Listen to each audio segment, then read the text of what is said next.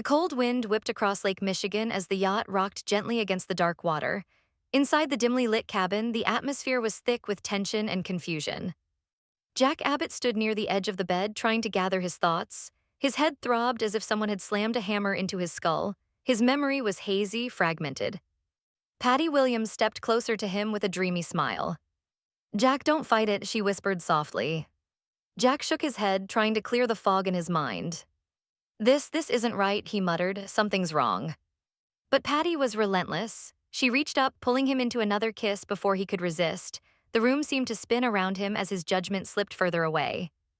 Minutes later, Jack collapsed onto the bed beside her, his breathing heavy. The drug that had clouded his mind was slowly fading, and reality began creeping back into his consciousness. His eyes widened. "What have I done?" he whispered. Patty, however, was glowing with happiness. "That was magical," she sighed. "You felt it too, Jack. I know you did." Jack sat up abruptly, panic flooding his face. No, this isn't right. Something happened to me. I wasn't thinking clearly." But Patty simply laughed, convinced this moment was the romantic destiny she had dreamed of. Outside the yacht, another boat approached quickly through the dark water. Diane Jenkins Abbott stood at the front, gripping the railing tightly as the vessel cut across the waves. Beside her were Billy Abbott and Kyle Abbott. Diane's eyes burned with determination. "Jack better have a very good explanation for this," she said coldly. Billy frowned. "Let's just find him first." Kyle looked furious. "If someone set my father up, they're going to regret it." The boat finally reached the yacht, and within moments they climbed aboard. Diane didn't hesitate. She stormed down the corridor toward the bedroom. Then she pushed the door open. What she saw froze her in place. Jack Abbott was sitting on the bed. Beside him was Patty Williams. The sheets were tangled around them. Diane's breath caught in her throat. For a moment, the world went silent. Then rage exploded across her face. "Jack." Billy and Kyle rushed into the room behind her. Patty sat up with a mischievous grin. "Well, look at that," she said brightly. "A party with all the Abbott men." Billy blinked in shock. "Okay, this is not what I expected to walk into tonight." Kyle stared at his father, disbelief turning into anger. "What the hell is going on here?" Jack jumped off the bed quickly, scrambling to gather his clothes. "I can explain," he insisted. But Diane raised her hand sharply. "No," she snapped, "you don't get to explain, not yet." Her eyes shifted toward Patty. "And you," Diane said with icy disgust, "stay away from my husband." Patty rolled her eyes. "Oh, please," Jack came to me. "That's a lie," Jack protested immediately. "Diane, I swear something happened. I was drugged." Kyle crossed his arms. "That's convenient." Billy rubbed his forehead. "This whole thing smells like a setup." Diane stared at Jack with heartbreak and fury. "You betrayed me," she said quietly. Jack shook his head desperately. "No, Diane, listen to me. I wasn't in control." But Diane had heard enough. "Everyone out," she ordered. Billy and Kyle exchanged looks but eventually stepped outside. The door closed behind them. Now Diane and Jack were alone. Jack tried to approach her. "Diane." Slab. Her hand struck his face with a sharp crack that echoed through the cabin. Jack staggered slightly. Diane's eyes filled with tears. "How could you do this to me?" she demanded. "I didn't mean to," Jack pleaded. "Victor had me abducted. I was drugged. I barely remember anything." Diane shook her head. "You expect me to believe that?" Jack ran a hand through his hair in frustration. "I'm telling you the truth." But Diane turned away, her heart breaking. "You disgust me right now," she whispered. Meanwhile, far away at the Abbott mansion, Nikki Newman stood in the living room speaking with Tracy Abbott. Tracy looked deeply concerned. "Victor actually had Jack kidnapped?" she asked. Nikki sighed heavily. "Yes, he had Jack taken to a yacht on Lake Michigan with another woman." Tracy frowned. "That doesn't sound like Jack." "I know," Nikki replied quietly. "Victor was trying to prove something," Nikki continued. "He wanted to show Diane that Jack wasn't trustworthy." Tracy shook her head firmly. "My brother would never betray Diane's." Just then Tracy's phone rang. It was Billy. After listening for a moment, relief spread across her face. "Jack has been found," she said. Nikki breathed out slowly. Thank goodness. Back at the Newman ranch, Victor Newman stood in his office speaking with his sons. Nick Newman leaned against the desk, preparing for a dangerous trip. Adam Newman stood nearby, determined to help. Victor narrowed his eyes. Are you sure it's wise for Adam to accompany you to Las Vegas? Victor asked. Nick crossed his arms. He's my brother, I trust him. Victor looked skeptical. You both know Adam's history in that city. Adam didn't flinch. That was a long time ago, he said calmly. Nick nodded. We're going to find Matt Clark and end this. Victor leaned back in his chair. I could send a security team.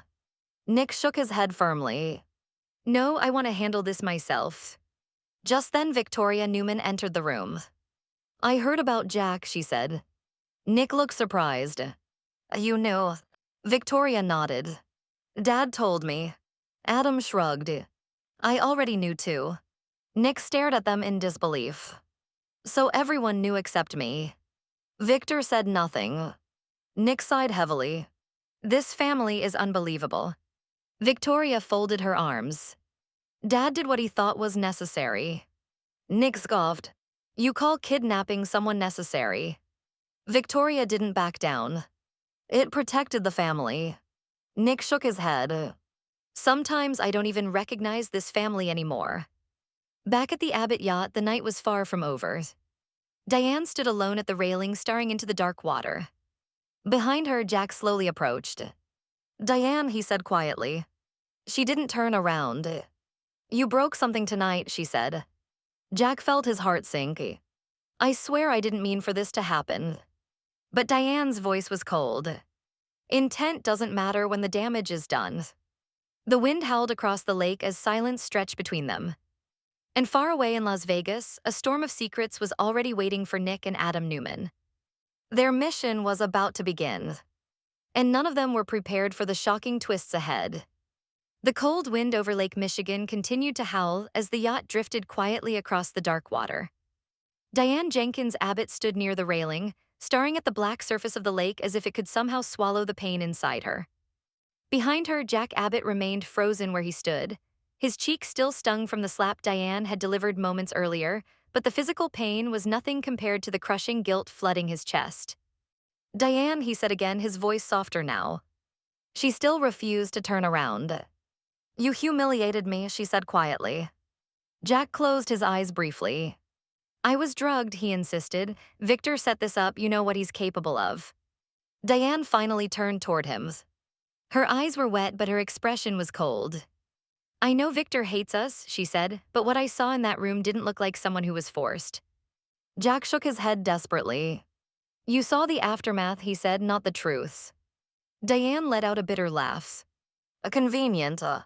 Inside the yacht cabin, Patty Williams hummed happily while fixing her hair in the mirror. She looked completely satisfied with herself. Billy Abbott stood nearby, watching her with visible disgust.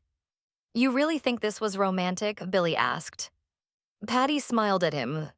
You wouldn't understand, she replied. Jack and I have history.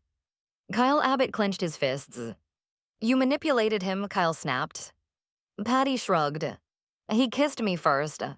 Kyle stepped forward angrily. That's a lie. Billy quickly stepped between them. Easy, Billy said. Getting into a fight with Patty isn't going to fix anything tonight. Kyle ran a hand through his hair in frustration. My parents' marriage is falling apart because of this. Billy sighed. Trust me, kid, the Newman family probably had something to do with it. Back at the Newman ranch, tension inside the mansion was rising rapidly. Nikki Newman walked into the living room, still shaken by everything she had learned. Victor Newman stood near the fireplace, pouring himself a drink as if nothing unusual had happened. Nikki stared at him in disbelief. You actually did it, she said. Victor didn't respond. You kidnapped Jack Abbott and locked him on a yacht with another woman. Victor took a slow sip of his drink. It proved my point. Nikki's eyes flashed with anger. You tried to destroy Diane's marriage. Victor looked at her calmly. I exposed the truth. Nikki shook her head. No, she said firmly, you created the situation. Victor set the glass down on the table. I did what was necessary. Nikki stepped closer to him. You crossed a line. Victor's expression hardened. I cross lines every day protecting this family. Nikki's voice trembled. That wasn't protection, that was cruelty. Victor stared at her for a long moment. Then his tone turned cold. If you're so offended by my actions, he said slowly, you know where the door is. Nikki's face fell. You can't be serious. Victor pointed toward the exit. Get out. The words hung in the air like a gunshot. For a moment, Nikki looked like she might break. Then she turned and walked away without another word. At Crimson Light's coffee house, Sharon Newman sat with Chelsea Lawson at a corner table. Chelsea wrapped her hands around her coffee cup nervously. I'm worried about Adam, she admitted. Sharon gave her a reassuring smile. He's stronger now than he used to be. Chelsea nodded slowly. I know, but Las Vegas brings back bad memories for him. Sharon leaned forward. That's why Nick is going with him. Chelsea sighed. I just hope Adam doesn't fall back into old patterns. Across the room, the door opened and Nick Newman walked in. He approached their table. Chelsea, he said warmly. Chelsea stood and hugged him briefly. Take care of him, she said. Nick smiled slightly. I always do. Later that night, Chelsea returned home. Adam Newman was waiting for her in the living room with a small travel bag beside him. You're leaving already, she asked. Adam nodded. Nick wants to get to Vegas tonight. Chelsea stepped closer. Just promise me something. Adam tilted his head. What? Don't let the past get inside your head. Adam gently took her hand. I won't, he said. Chelsea studied his face carefully. Call me when you land. I will. They hugged tightly before Adam grabbed his bag and headed for the door. Back at the yacht, the tension between Jack and Diane had only grown worse. Diane walked back toward the cabin where Billy and Kyle were waiting. Kyle looked at her immediately. Mom, are you okay? She forced a small nod. We're leaving. Billy looked toward Jack. What about him? Diane's expression hardened again. He can find his own way home. Jack stood silently a few feet away, watching everything fall apart. Kyle walked past him without saying a word. Billy gave Jack a sympathetic look. Rough night, Billy muttered. Jack didn't respond. Minutes later, Diane, Kyle, and Billy boarded the boat and pulled away from the yacht. Jack remained behind, standing alone on the deck. The cold wind whipped around him as the other boat disappeared into the darkness. For the first time in years, Jack Abbott felt completely powerless. Meanwhile, a private jet soared through the night sky toward Las Vegas. Nick Newman sat across from Adam Newman as city lights began to appear in the distance. This ends tonight, Nick said. Adam leaned back in his seat. Matt Clark has no idea what's coming. Nick nodded grimly. He's hurt too many people. The plane began its descent toward the Las Vegas airport. Neither brother realized the danger waiting for them, because Matt Clark had already prepared a surprise. And by the time the sun rose over the Nevada desert, the Newman family would be facing a crisis far worse than anything they expected.